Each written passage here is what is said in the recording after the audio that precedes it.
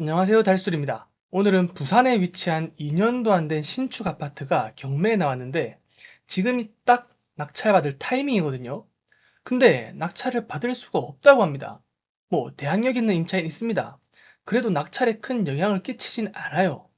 그렇다면 어떤 이유로 입찰을 하고 싶어도 입찰을 할 수가 없는지 지금 바로 확인해 볼 텐데, 오늘 영상은 크게 첫 번째, 아파트에 관한 간단한 정보 및 권리 분석.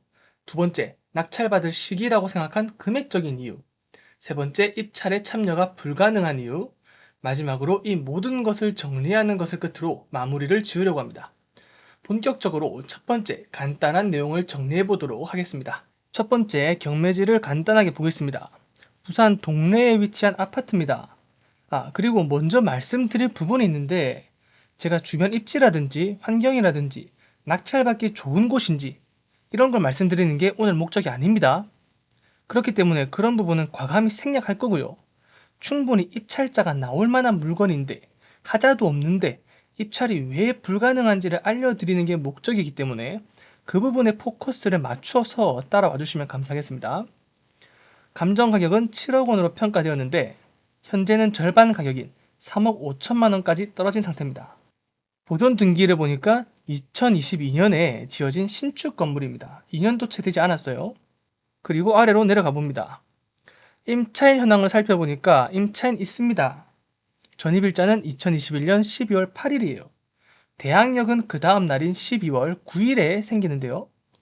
등기부 등본에 있는 권리와 비교하기 위해서 보니까 22년 9월에 가압류가 설정되었습니다.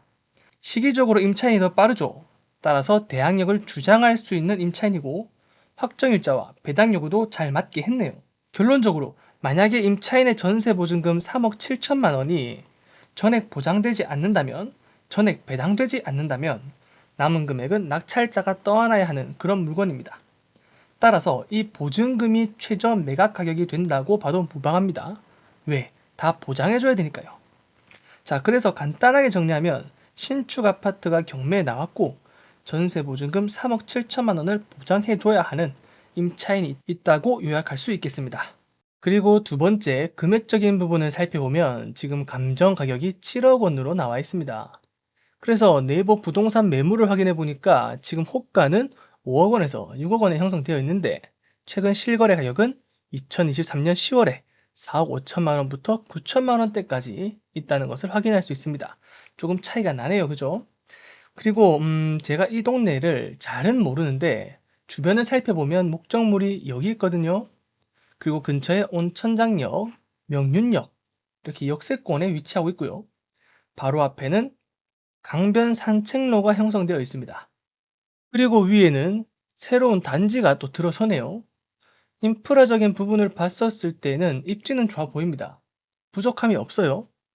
이런 이유들로 인해서 그런지, 그리고 신축이라 그런지 금액이 거래량이 많지는 않지만 요즘 부동산 시장과는 다르게 그래프를 봤었을 때는 상승하는 추세입니다. 여기를 보더라도 그렇죠. 어쨌든 간에 이런 금액적인 부분들을 고려했을 때 지금 3억 5천만 원까지 떨어졌잖아요.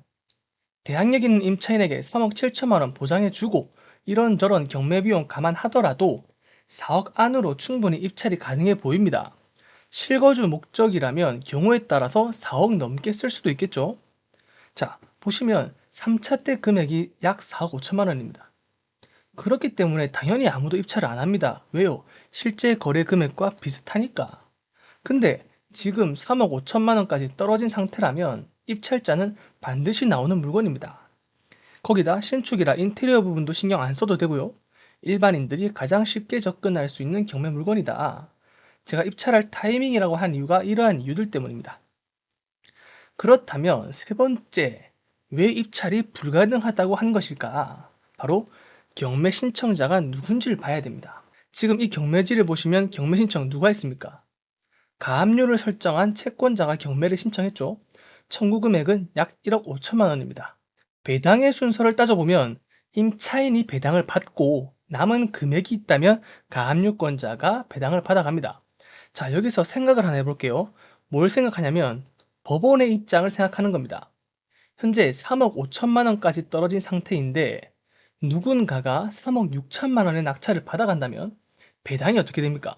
부대 비용 이런 거 일단 생각하지 마시고요. 임차인이 전부 가져가게 됩니다. 전부 가져가더라도 임차인의 보증금이 충족되지 않아요. 그렇다 보니 경매 신청자인 허 씨에게 배당되는 금액은 얼마가 됩니까? 0원입니다. 자, 여기서 가장 중요한 핵심 포인트가 뭐냐면 여러분들 경매를 왜 합니까? 경매는요, 돈 못 받은 사람이 돈 받으려고 신청하는 게 경매예요. 그걸 법원이 도와주는 거고요. 그래서 배당이라는 절차를 통해서 돈을 받게끔 해줘야 되는데 그게 안 되는 상황입니다. 그러면 애초에 경매를 진행할 이유가 있습니까? 진행할 이유가 없어요. 경매를 이어나갈 이유가 없습니다. 이걸 우리는 뭐라고 하냐? 남을 가망이 없다. 무잉여라고 합니다.